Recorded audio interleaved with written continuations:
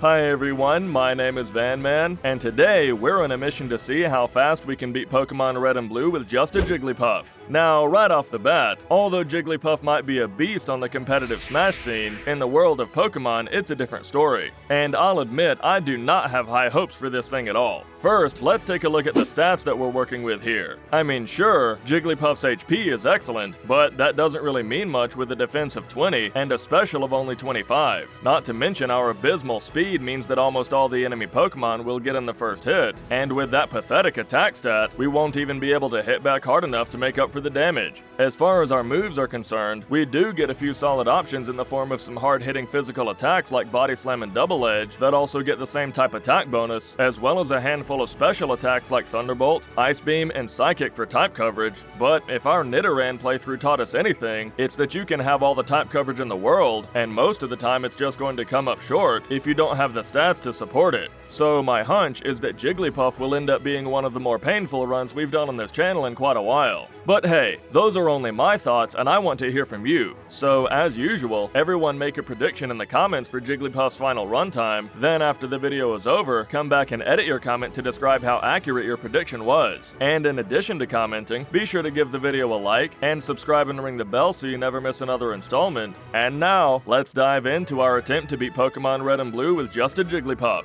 To begin the run, we first replace the Charmander starter with Jigglypuff, causing the rival to choose Squirtle. And as we kick off the first rival battle, since Jigglypuff starts the game with Sing as its only move, all we can do is just spam Sing the entire time. And since Sing doesn't actually deal any damage, we just have to patiently wait for Squirtle to knock us out. But that ends up taking forever because Sing is 55% accurate and will put the enemy to sleep if it hits. So the combination of Squirtle falling asleep and also using Tail Whip instead of Tackle half the time while it's awake means that we eventually run out of power points and start using Struggle. And it turns out that even in spite of Jigglypuff's poor attack stat, our high HP means that we can actually tank the Struggle recoil, and we end up knocking out the Squirtle for the win. So at least in the early game, it looks like we'll actually be able to survive a few hits without too much trouble, which bodes really well for us because as we make our way to Viridian Forest to train up against wild Pokemon, we again have to knock them out by wasting all of our Sing power points and then using Struggle, only to go back to the Poké Center when our health gets too low and start the whole process all over again. But that actually doesn't take quite as long as you might think, for a few reasons. First of all, just like against the rival, Jigglypuff's high HP allows us to knock out several wild Pokemon in a row before having to go back to the Poké Center to heal. Plus, there are a handful of potions lying around in the early game that we can use for even more staying power. Additionally, Jigglypuff is one of only 3 Pokemon in the game in the fast experience group, meaning that we don't need very many experience points to grow from one level to the next. So, when all is said and done with, it only takes us just over 4 minutes to level up all the way to level 9 when we learn our first attacking move in the form of Pound, allowing us to defeat the bug catcher at the exit of the forest and make our way to Pewter City. Now, obviously at this stage in the game we're nowhere near ready to take on the Rock-type gym leader Brock, but we do still head into the Pewter Gym to use the time-tested junior trainer strategy to rack up lots of experience by knocking out his Diglett, then blacking out to the Sandshrew over and over again, bringing us to level 13 before finally knocking out the Sandshrew as well. Great, so now are we ready to face Brock? No, of course not, don't be ridiculous. We're playing with a Jigglypuff here. In fact, not only can we not face Brock now, but we have absolutely no chance against Brock until we level up to level 19, because that's when we learn the move that will be our secret ingredient in the battle, Defense Curl. And this time for once it has nothing at all to do with the badge boost glitch. No, we actually just want to raise our defense as high as possible to brace the enemy's attacks. So, after a few more minutes of grinding against wild Pokemon, that finally brings us to level 19 to learn Defense Curl at almost 20 minutes on the real-time clock. However, we're still not quite ready for the battle, because now we have to find a wild Metapod to use up all of our Disable power points and all but 10 of our Defense Curl power points. That way, we'll have just a few non-damaging moves to use during Onix's bide turn, but not so many that it prevents us from using Struggle once we run out of pounds. So, now that we have all that taken care of, it's time to head back to the Pewter Gym once more to see how well our strategy pans out. To start, we set up the full gambit of defense curls as planned, while Geodude spams a few defense curls of its own. And luckily, it waits until our defense is buffed up before it actually decides to start hitting us with tackle, meaning that after a long grind fest of exchanging tackle for pound over and over again, we eventually knock out the Geodude with over half health remaining for Onix. So that's the good news, but the bad news is that we only have 6 pound power points left, meaning that we'll most definitely have to rely on struggle to take this thing down. In the meantime though, the first order of business is to use Sing to put Onix to sleep and hopefully mitigate some of the damage coming our way. And true, Brock does have a total of 5 full heals that he will use to wake up his Pokemon, but in this case all we have to do is just keep spamming Sing until his supply of full heals runs out. Except of course when Onix goes for Bide, at which point we have to switch to Defense Curl to prevent the payback damage. Well, that's the plan anyway, but it turns out that in this fight, we didn't go in with quite enough Sing power points to put Onix to sleep for good. So that strategy is out the window, and after another long grind of pounding this thing down, we run out of power points and have no choice but to struggle and hope for the best. And already from the start, it's not looking good, because Onix immediately goes for Bide, meaning we take back its retaliation damage in addition to the struggle recoil, all the way down to red health with Onix still in the yellow. However, just in the nick of time, Onix goes for one final Bide, and we use struggle to bring it to red. Then, as Onix sits idle for its second turn of Bide, we go for another struggle to bring it to a sliver. Alright, this is it. If this is a 2-turn Bide, Onix will retaliate and knock us out. If it's a 3-turn Bide, our next struggle will take out the Onix. So, moment of truth, it's a 3-turn Bide, struggle gets the job done, and we win the Boulder Badge on our first attempt with 6 health to spare.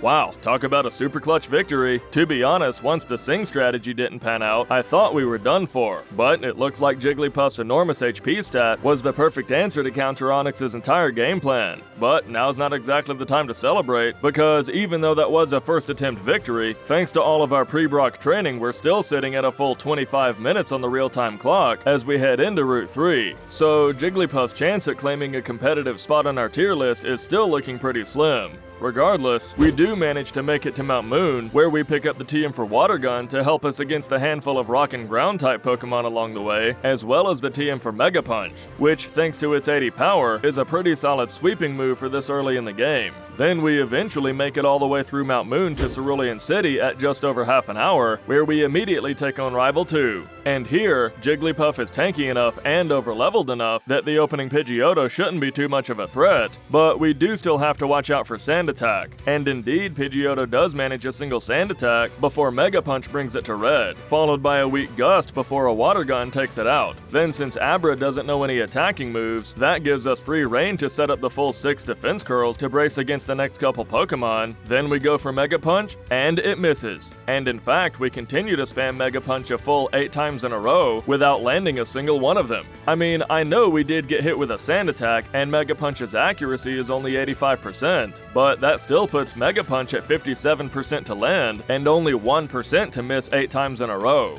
Well, it's a good thing Abra can't actually put up a fight, because we most definitely would have taken the loss against anything else. But eventually Mega Punch number 9 lands on the Abra for the knockout, and we move on to Rattata. And sure, we do miss a couple more Mega Punches, but since our defense is maxed out from Defense Curl, Rattata only does a blip with Quick Attack before Mega Punch eventually lands for the one-shot. And finally, Squirtle again poses no threat, and we eventually land a couple more attacks to take it down as well, for a long but painless victory. And by the way, as we go on to outspeed and one-shot our way through Nugget Bridge, let's just take a moment to appreciate Jigglypuff's HP right now. I mean, we haven't even earned the second gym badge, and our HP is already in the triple digits, which for most Pokemon you wouldn't see until around Fuchsia City. So while I was streaming this run, it really was a bit of a surreal moment to see 101 HP at level 24 on screen this early in the game. But in any case, we go on to complete Nugget Bridge and make it back to the Cerulean Gym, where we take on Misty. And here we could go for Sing against her team to mitigate the damage like we tried against Brock, but since we're so overleveled thanks to Jigglypuff's fast growth rate, I think just spamming Mega Punch is the way to go. But now, check this out. Even though we're a full 9 levels above Misty's Staryu, Jigglypuff is so ridiculously slow that Staryu still manages to outspeed with a Water Gun. And to add insult to injury, our Mega Punch misses. Then after another Water Gun, Mega Punch misses again. Wow, we are getting the worst Mega Punch luck today. Then the next Mega Punch lands, but still doesn't get the knockout thanks to Misty using an X defend, and after a tackle from Staryu, the next Mega Punch finally takes it out. Now out comes Starmie, and it opens with a critical hit water gun to bring us to yellow, and you wouldn't believe it, Mega Punch misses yet again. Then Misty braces Starmie with an X defend, so the next Mega Punch doesn't even deal half, and Starmie's critical hit Bubble Beam knocks us out. Alright, well, that was certainly a brutal loss just now, but considering that 3 of our 6 Mega Punches missed, and Starmie landed not 1 but 2 critical hits, I'd say that fight was especially unlucky, and we're safe to go in for a second try. Well, this time around, Staryu manages a critical hit water gun, but since Misty didn't use X defend, 1 Mega Punch is enough for the one-shot. Then Starmie only manages to bring us to half health, while a couple Mega Punches take it to red, and after a tackle to bring us to yellow, we switch to water gun for the better accuracy to take down the Starmie, winning us the Cascade badge. Then up next, we make our way through Route 6 to the SSN, where we pick up the TM for Body Slam as well as the TM for Rest. But unlike usual, we actually do something a little unconventional and hold off on teaching either TM to Jigglypuff just yet. And the reason is because Jigglypuff is so weak that I knew that we would have no shot at this run unless I sat down and meticulously theory crafted every move that we would use in every major battle. And the moveset routing that I came up with has us learning both Rest and Body Slam quite a bit later. So for now, as we head to face Rival 3, we have to settle for continuing to rely on Mega Punch instead, which really isn't ideal because just like with Rival 2, Pidgeotto opens with Sand Attack and causes Mega Punch to miss. Then it gets off yet another Sand Attack before the next Mega Punch lands for the one-shot. Then against Raticate, we take this opportunity to set up 6 defense curls, not only to raise our defense but also badge boost our attack. And although Raticate continues to attack us during the setup, each attack only does a blip, and we eventually land Mega Punch for the one-shot. Then Kadabra outspeeds with Confusion to bring us to yellow, and our first Mega Punch knocks it out. And finally Mega Punch misses against Wartortle, but a weak Bubble does almost nothing before one more Mega Punch knocks it out. Then after defeating the rival and completing the SSN mission, we head immediately to the Vermilion Gym to take on Lieutenant Surge. And here, our strategy is just to spam Mega Punch, considering that Voltorb and Pikachu have such low defense that they'll go down in one hit. And indeed, Voltorb just does a blip with Tackle before going down, and Surge just uses an X speed on Pikachu before it goes down as well. Raichu, however, is a much bigger threat that deals almost half and also paralyzes. But luckily, we power through the paralysis and land Mega Punch to bring Raichu to red, and finally, Surge just uses another X speed before we land one more Mega Punch for the knockout, winning us the Thunder Badge. So it seems like after our awful luck against Misty just earlier, Surge decided to make up for it by just handing us the win, because we finally managed to land all of our attacks to sweep the team. So then up next, just like our trek across Nugget Bridge, we again use Mega Punch to outspeed and one-shot our way through Route 9 and Rock Tunnel with no issue. And when we come across the infamous self-destructing hiker, although we could easily one-shot his team with the TM for Bubble Beam that we got from Misty, just like with Body Slam and Rest, I'm saving that TM for later. So how in the world are we gonna get past him? Well, it's actually pretty easy, because all we have to do is spam Defense Curl and just patiently wait for each Pokemon to self-destruct in vain, while also using Rest to heal our HP in the meantime just for good measure. And no, we didn't teach that Rest by TM, that one was learned by Level Up. But anyway, eventually Defense Curl comes through and does exactly as planned, and one by one the 2 Geodudes and the Graveler knock themselves out, with Jigglypuff still in the green, allowing us to exit the cave and make our way to Celadon City. While in Celadon, we complete all of our usual shopping errands, but in addition to the typical potions, repels, Pokédolls, and vending machine drinks, we also buy a Water Stone, after which we head to the Celadon Mansion to pick up an Eevee and evolve it into a Vaporeon. Reason being, we'll eventually need a Pokemon to use Surf outside of battle, and I found that evolving Eevee saves just a little bit of time in comparison to my old method of catching a Poliwag or a Goldeen in Pallet Town. So because of that, we'll be using Vaporeon to use Surf from now on. So then, after finishing our errands, we head to the house just west of Celadon to grab the Itchim for Fly, and fly immediately to Lavender Town where we take on Rival 4. And at this point, we shouldn't have any issue because we're so overleveled. And we even have Rest as a backup plan in case the enemy Pokemon deal too much damage. So against the opening Pidgeotto, thankfully we avoid Sand Attack this time, as it instead just goes for Gust, and a couple Body Slams knock it out. And just like Rest, this Body Slam was learned by Level Up as well, not by TM. Then against Growlithe, we set up 6 defense curls, while it slowly chips away and also inflicts a burn, so because of that we rest back to full, but after we wake up, another Ember burns us yet again. So we use another rest to heal up a second time. So at this point, we're not at risk of being knocked out, but those burns are still a huge time waste, because each of those burns cut our attack stat in half. And not only that, in Gen 1 the attack drop remains even after you heal from the status condition. Now granted, we did badge boost our attack 6 times with defense curl, so when we wake up, it only takes a couple body slams to knock out the Growlithe, but then against Execute it takes a full 3 hits to take this thing down. Then Kadabra's defense is so low that Body Slam gets the one-shot even despite the attack drop, and finally 3 Body Slams is enough to take down the Wartortle for a first try victory. However, even though the rival just now wasn't an issue, up next we have to scale Lavender Tower and make it past the channelers with their Ghost-type Pokemon. But here's the problem, Jigglypuff doesn't know any moves that can hit ghosts. And sure, we have access to the TM for Psychic that would easily one-shot them, but I can't teach that one just yet because I'm saving it for Agatha's Ghost-type Pokemon much later down the line. So unfortunately we have to resort to teaching the TM for Bubble Beam instead, which, thanks to Jigglypuff's abysmal special and Ghastly's excellent special, takes a full 4 hits to knock them out, even despite us being a full 12 points over-leveled. And in this first fight, the 2 Ghaslys bring us all the way down to just 8 hit points before we eventually take the victory. But still, although it took quite a while to knock out the enemy Pokemon, we do eventually defeat all the channelers, followed by all the rockets guarding the top floor of the tower, acquire the Pokeflute, and make our way to Fuchsia City to take on the gym leader Koga. And to prepare for this fight, we finally reach the point in our moveset routing that we can teach the TM for Body Slam to replace Bubble Beam. And in the battle, just like against all the rivals Pidgeottos, our plan is to spam Body Slam against the opening Coughing to take it out as soon as possible, hopefully before it uses Smokescreen to lower our accuracy. However, Coughing does manage a single Smokescreen before going down as we head into Muck.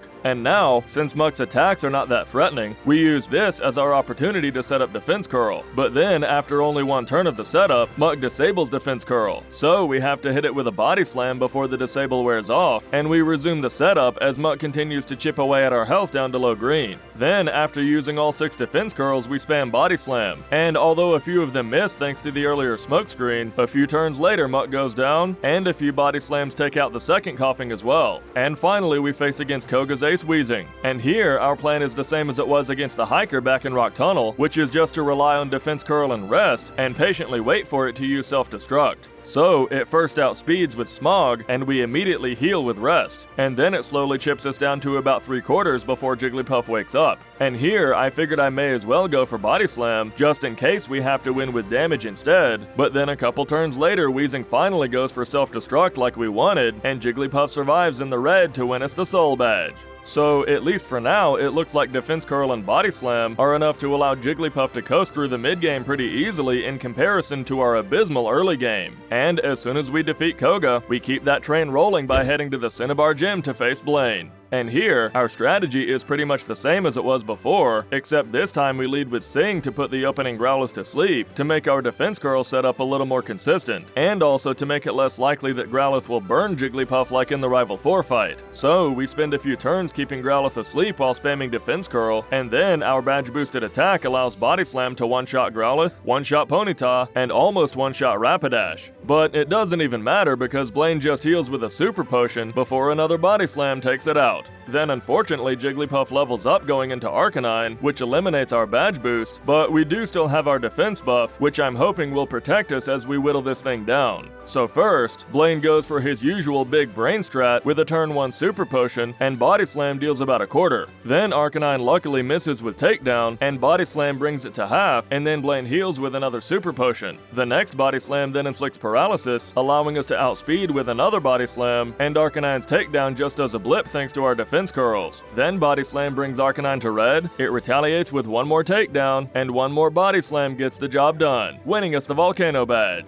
So then after defeating Blaine, up next on our roster is Rival 5. So, we immediately head over to Silph Co to take on him next. And in this battle, just like against all the other rivals, our plan is to spam Body Slam against Pidgeot to take it out as soon as possible, then set up our badge boost against Growlithe. But as we kick off the fight, in typical Pidgeot fashion, it just has to open with Sand Attack. But luckily Body Slam connects to deal about half. Then Quick Attack from Pidgeot just deals a blip, before a couple more Body Slams connect again for the knockout. And now against Growlithe, I consider setting up the full 6 defense curls like usual, but then I check Jigglypuff's experience and realize that we're going to level up mid-battle to take away the badge boost. So I decide to use only 3 defense curls and save the rest for later, which allows us to one-shot Growlithe and come just shy of one-shotting Execute, who just misses with Leech Seed before going down. But now we face against Alakazam, who could easily knock us out with its powerful psychic moves. And not only that, I know our badge boosts are not going to be enough to outspeed. Luckily though, Alakazam just goes for a failed disable, and Body Slam yet again spites the Sand Attack and lands a critical hit for the knockout. Then finally we level up going into Blastoise, meaning we have to use a few more defense curls to re-establish the badge boost, while Blastoise chips away at our health down to yellow. Then after we finish setting up defense curl, the badge boost allows us to outspeed and deal about half, and then a withdraw from Blastoise means the next Body Slam doesn't quite get the knockout. But it doesn't matter because it only deals a blip with Bubble and goes down in the next turn. And now, as we continue our mission through Silph Co, I want to mention something else about our moveset routing, which is that for Blaine and the rival, I deliberately kept rest on Jigglypuff's moveset just in case we ever needed to heal mid-battle. But it turns out I underestimated this little puffball, because just the badge boost from Defense Curl was enough on its own to take care of Blaine and the rival's entire team.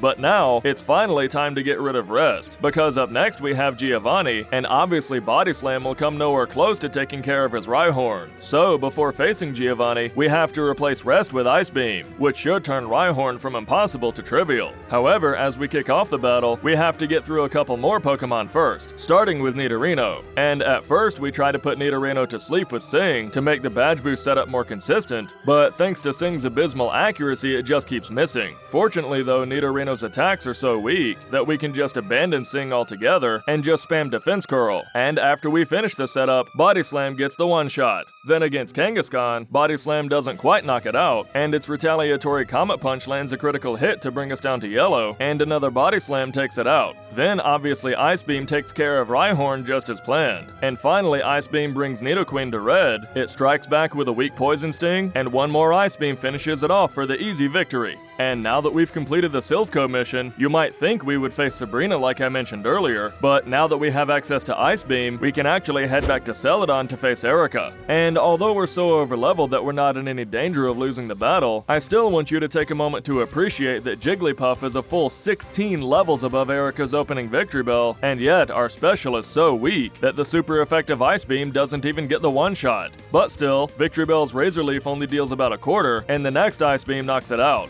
followed by the one-shot on Tangela as well. Then Ice Beam brings Vileplume into the yellow, and it retaliates with a critical hit Petal Dance. But it's not enough, and one final Ice Beam knocks out the Vileplume and wins us the Rainbow Badge. Well, it's definitely a good thing you can face Erica so late in the game. Could you imagine if we had to face her when we first got to Celadon? That would have been a nightmare. So now, as we head to the Saffron Gym to face Sabrina, I'm really hoping that we're finally overleveled enough to outspeed Sabrina's team, because you just saw for yourself how weak Jigglypuff's special is in the Erica fight, so if we let Sabrina's powerful Psychic Pokemon get in the first hit, we're not going to stand a chance. But there's no use talking about it any further, let's head into the battle and see how we hold up. To start, Sabrina leads with Kadabra, who is a full 8 points underleveled and still outspeeds on the first turn. Fortunately though, it just uses a full health recover. Then, as we begin spamming Defense Curl, Kadabra hits us with one attack after another, but they're dealing less and less damage each time thanks to the badge boost on our special. But alas, Kadabra's final Psybeam lands a critical hit, which bypasses our stat buffs and knocks us out. So because Kadabra is so likely to knock us out during the Defense Curl setup, in the next attempt I decide to try to keep it asleep with Sing. But first, Kadabra lands a devastating Psychic to deal almost half before Sing lands. Then after a couple Defense Curls, Kadabra wakes up and hits us down to yellow before we manage to put it to sleep again. Then luckily Kadabra stays asleep for the rest of the setup, and now it's sweeping time. Let's just hope it'll be enough. So we go for Body Slam, and it one-shots Kadabra. Then we outspeed and one-shot Mr. Mime, followed by Venomoth.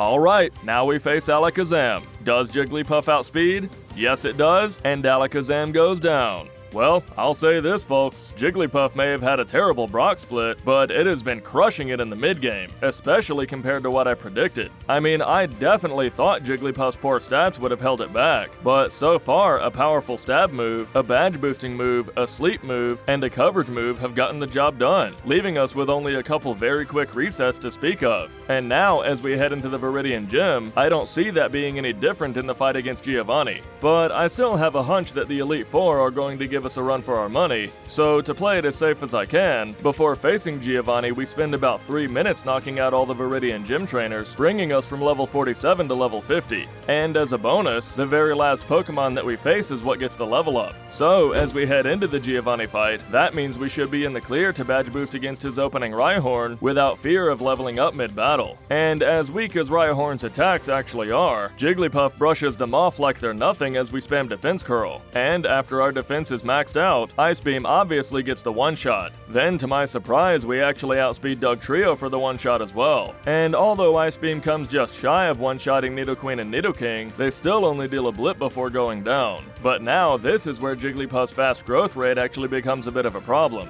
Because even though we leveled up right before the fight, Giovanni's first 4 Pokemon were still enough to level us up yet again going into Rhydon, taking away our badge boost. I mean, it doesn't actually matter much in this case, because Rhydon goes down to a couple Ice Beams no problem to win us the Earth badge, but still, that's definitely something that we'll have to watch out for as we go into the last several boss battles. So for example, up next we have Rival 6, and just to be as sure as possible that we don't level up during the fight, I decide to grind a couple levels against the trainers on Route 21 to bring us to level 53, as well as feed a few rare candies up to level 57. So now, as we kick off the fight against the rival, that should hopefully be enough to prevent us from losing our badge boost. So first, Pidgeot does almost nothing with a weak wing attack, and we open by putting it to sleep with Sing. Then fortunately Pidgeot stays asleep during the entire Defense Curl setup, allowing one Ice Beam to knock it out, followed by the one-shot on Rhyhorn, Growlithe, Execute, and Alakazam. Then finally, the rival's ace Blastoise is so tanky that it survives a body slam, and of course it just has to land a critical hit Hydro Pump to knock us out. Well, that's annoying. So considering that we got a clean one-shot on everything besides the Blastoise, it looks like a critical hit from Blastoise is the only way we can lose, meaning we'll just have to keep resetting until that doesn't happen. And luckily in the next fight, everything leading up to Blastoise goes just as smoothly as it did last time. So, does Blastoise get the crit? Well, we'll never know, because Blastoise just lowers its head for the first turn of Skull Bash, and another body slam knocks it out. So, all in all, a pretty consistent battle that we just happened to get a little unlucky. But now, as we head into Victory Road to make our way to the Elite Four, as I said earlier, I really think it's here that Jigglypuff's poor stats are finally going to start catching up to us. So, to prepare as best I can, we knock out a bunch of trainers in the cave to level up even further. And as we wrap up our training session, that leaves us at level 61 as we make our way to the Indigo Plateau, which might at first seem like too low of a level for Jigglypuff to stand a chance in the endgame, but I'm really hoping that here we'll finally be paid off for our meticulous moveset routing, because if I've planned everything out as well as I think I have, we should have just the right tools to take down each Elite Four member one by one. So in preparation for Lorelei, I finally teach Jigglypuff the teams for Thunderbolt and Mimic, replacing Body Slam and Ice Beam, bringing our moveset to Thunderbolt, Mimic, Sing, and Defense Curl. So with our new moveset at the ready, let's head into Lorelei's chamber and see if it will be enough to get the job done.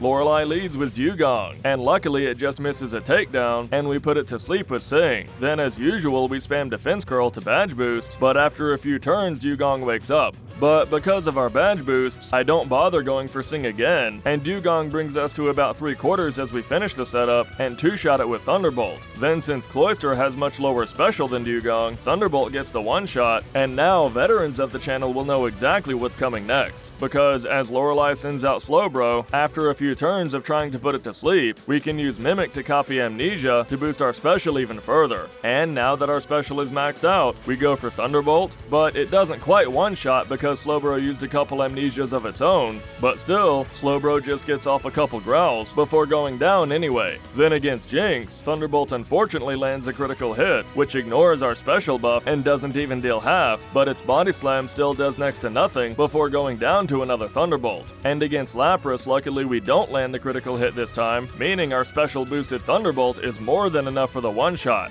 So at least so far, it looks like Jigglypuff's wide moveset came in clutch for a pretty painless victory, and up next, I don't see that being any different as we head into Bruno's chamber to face him, because all we have to do is replace Thunderbolt with the TM for Psychic, and as we kick off the fight, we put the opening Onix to sleep, spam Defense Curl, and begin the sweep as Onix goes down, followed by Hitmonchan, Hitmonlee, and the next Onix. Then finally Machamp survives in the red, and from here we could actually lose if Machamp lands a critical hit submission, but instead it just fails with Leer before fainting to another Psychic. Well done, Bruno. But now, even though Bruno was as trivial as he always is, up next we have Agatha. And sure, we do have the super effective Psychic at our disposal, but you have to keep in mind that we're using a Pokemon with some of the lowest speed and special in the game, facing off against her ghosts with some of the highest speed and special in the game. So even after our badge boosts, getting past them is still not going to be a cakewalk. So after feeding all but 2 rare candies up to level 67, all we can do is kick off the fight and hope for the best. First we go for Sing against the opening Gengar, but it puts us to about half health with a couple Nightshades before falling asleep. And now to go for a little bit of tech, we actually do something a little out of the ordinary and mimic Gengar's Dream Eater to have another super effective move that we can use alongside Sing to heal our HP as well. And then we use Dream Eater to bring Gengar to half. But in the next turn, fearing that Gengar might wake up, instead of Dream Eater we go for Defense Curl. And as if Gengar predicted my called shot, it immediately wakes up and puts us to sleep with Hypnosis, then brings us to yellow with a couple Nightshades and a Confuse Ray. Eventually though, we manage to put Gengar back to sleep and restore a little HP with another Dream Eater that also knocks out the Gengar. Then against Golbat, it hits us with a wing attack and also confuses us before going down to a couple Psychics, and against Haunter, it brings us to red with Nightshade.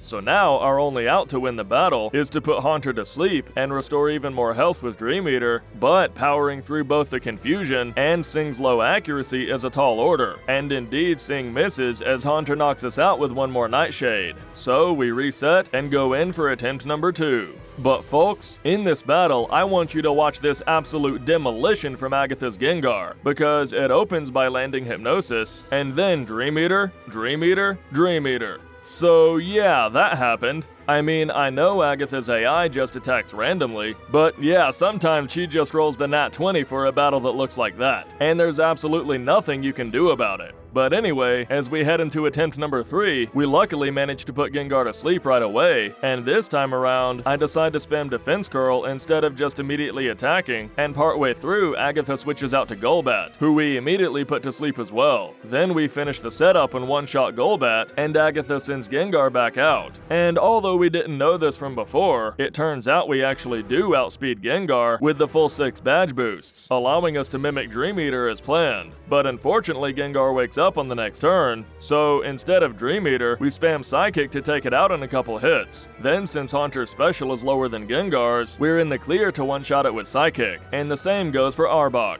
And finally, against Agatha's second Gengar, since we're in the green and don't actually need to heal at this point, I again decide to just spam Psychic instead of Dream Eater, and the first attack brings Gengar to about a third. Then Gengar lands Confuse Ray, and although Jigglypuff does hit itself one time, Gengar just goes for a useless Toxic, and one more Psychic gets the job done. So even though we had a couple resets, that was definitely a more consistent fight against Agatha than I had anticipated. And not only that, Lorelei and Agatha were the 2 Elite Four battles that I was most worried about. And now that we've gotten past them, Lance and the Champion should be pretty easy to deal with by comparison. Because as we head into Lance's chamber, all we have to do is replace Psychic with the TM for Blizzard, and as we kick off the battle against Lance's opening Gyarados, we put it to sleep right away and spam Defense Curl as usual. And although Gyarados does eventually wake up and land a Hyper Beam, our buffed up defense means it does almost nothing, and now we can take advantage of Gyarados' recharge turn by mimicking Hyper Beam and then using Hyper Beam for the one-shot. And now that we outspeed thanks to the badge boost, the rest of the team is a clean sweep with the super effective Blizzard. Now, if you had told me before this run that Jigglypuff would outspeed and one-shot an entire team in any of the boss battles, let alone in the Elite Four of all places, I'm not sure I would have believed you. But here we are, and on top of that, my prediction is that the champion should go just as smoothly, because just like all the other Elite Four members, I've planned out our moveset to be exactly what I want at every step of the way, which in this case means replacing Sing and Mimic with Rest and Strength, bringing our moveset to Blizzard, Rest, Strength, and Defense Curl. So, now that we've taught Jigglypuff our TMs and fed our final rare candy to level 70, let's head into the Champion's Chamber and finish this run strong. The champion leads with Pidgeot, and since this Pidgeot doesn't know Sand Attack, we're in the clear to set up the full gambit of defense curls, while Pidgeot deals some tiny chip damage and then gets one-shot with Blizzard. And although this is a sentence that I never thought I would say in a Jigglypuff run, Alakazam is trivial as we outspeed and get the easy one-shot with Strength. But now against Rhydon is where our real innovation takes place, because although we could just knock out Rhydon with Blizzard, instead we use Rest to heal back to full to intentionally allow Rhydon to hit us with Tail Whip and Leer to badge boost us even further, just to close the door on any chance the champion would have had to survive our attacks. And not only that, after waking up from rest, since Rhydon lowered our defense with Tail Whip and Leer, we can then use even more defense curls for even more badge boosts. And if I'm counting right, at the end of all this setup, that brings us to a total of 22 badge boosts, which multiplies all our stats by just over 13 times. And hey, you might call a 13 times multiplier overkill, I call it sending a message. But now, after all this setup, I think it's finally time to begin the sweep. And Rhydon goes down, Arcanine goes down, Exeggutor goes down, and... uh-oh, we level up going into Blastoise. Well, so much for that plan, because now all our badge boosts are completely gone. And what we're left with is a Jigglypuff with 25 special and 45 attack, facing off against a Blastoise with 85 special and 100 defense. So yeah, errors have been made, but at this point there's nothing we can do besides press forward, so we go for Strength, but not before Blastoise uses Withdraw, meaning that Strength only does about a fifth. Then Blastoise uses Bite, which is excellent because our buffed up defense means that it only does a blip.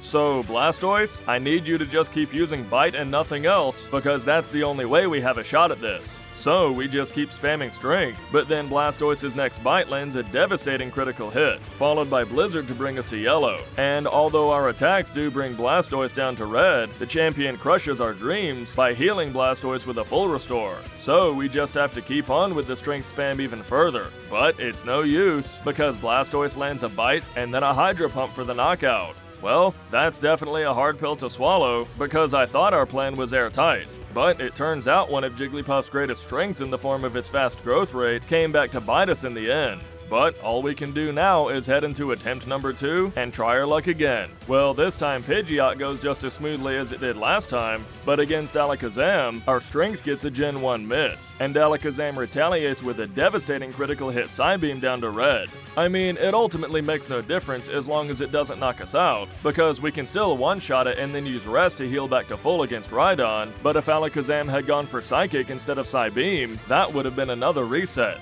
But still, we then go through the same song and dance to knock out Rhydon, Arcanine, and Exeggutor, and then, just like before, Blastoise uses Withdraw to make our strength even punier than usual. And to add insult to injury, after a couple more turns it gets a freeze with Blizzard, causing another reset. So, in attempt number 3, we make it back to Blastoise no problem, but just as fate would have it, it opens with Blizzard and gets yet another freeze. Well, that's just great.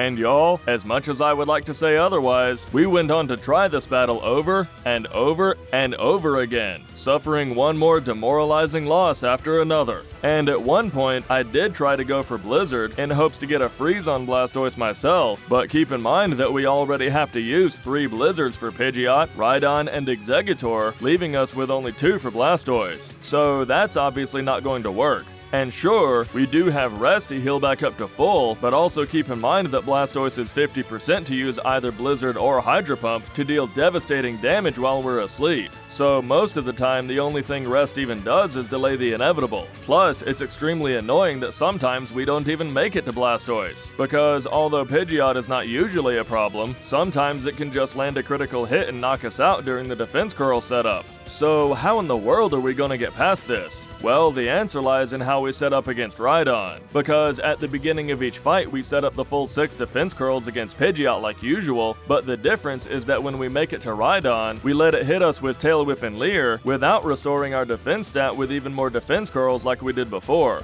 That way, we'll have room to set up even more defense curls against Blastoise once we eventually make it that far. But that's easier said than done, because Blastoise can just keep attacking with its powerful special moves while we spam Defense Curl, meaning we have to use rest, only to have it continue chipping away at our health while we're asleep. So then after we wake up, there's always such a small time window to resume the badge boost setup before we have to rest again. And on top of that, this whole process is a catch-22, because after so many turns of badge boosting and resting over and over, Blastoise is bound to land a critical hit at some point, making the whole setup go to waste. And to make matters even worse, each of these attempts eats up over a full minute on the real-time clock. So even though we started the champion at an hour 47, now on attempt number 9, we're only a couple minutes shy of 2 hours into this run. But finally on this attempt, fortune favors us this time, because we managed to get off a full 3 defense curls before Blastoise only brings us to half health. So with 3 badge boosts at the ready, we go for strength, and it looks like it'll be a 3-shot. Then Blastoise brings us to yellow with Hydro Pump, so as much as I would like to keep attacking, we have to rest. And Blastoise brings us to half again before we can wake up and land another strength. And finally, Blastoise goes for Blizzard, but it's not enough, and 1 more strength takes out the Blastoise, making us champion of the Pokemon League. Well, after a pretty convincing mid-game, we certainly stumbled our way across the finish line, but hey, that's still a finish nonetheless. Results: Jigglypuff completed the game in 6 hours and 58 minutes game time, 1 hour, 59 minutes, and 34 seconds real time. During this run, the Brock Split and the Champion combined accounted for over a quarter of Jigglypuff's final run time. Without that time loss, Jigglypuff still wouldn't have been a stellar Pokemon, but certainly a lot faster than it actually was, especially considering that Jigglypuff actually put up a fairly dominating performance after Brock, even putting up a reasonable fight against Agatha. Going into this run, I predicted Jigglypuff's horrible stats would hold us back, but it turns out that Sing and Defense Curl were just enough to make up the difference. Still though, Jigglypuff's impressive battle prowess after Brock comes nowhere close to making up for the training required to get past Brock in the first place, or the training required to make the Elite Four consistent, or the fast level up rate which actually hurt us against the champion. So, thanks to its overwhelming consistency, in spite of all the prep time needed to achieve that consistency, Jigglypuff has earned its place firmly into the D tier for Pokemon Solo Challenges in Gen 1, just above Dratini and just below Nidoran Male. Thanks so much for joining me as we beat Pokemon Red and Blue with just a Jigglypuff. As always, before you go, be sure to like, subscribe, and ring the bell for notifications, as well as follow me on Twitch to catch live streams, and consider supporting the channel on Patreon. See you next time, everyone. Take care.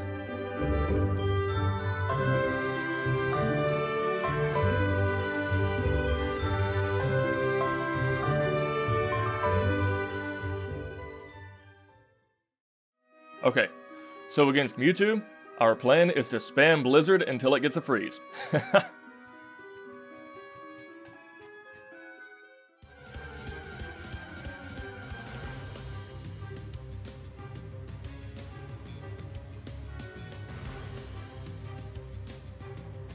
Alright, take 2. Now Mewtwo's gonna be easier than Blastoise, that's for sure.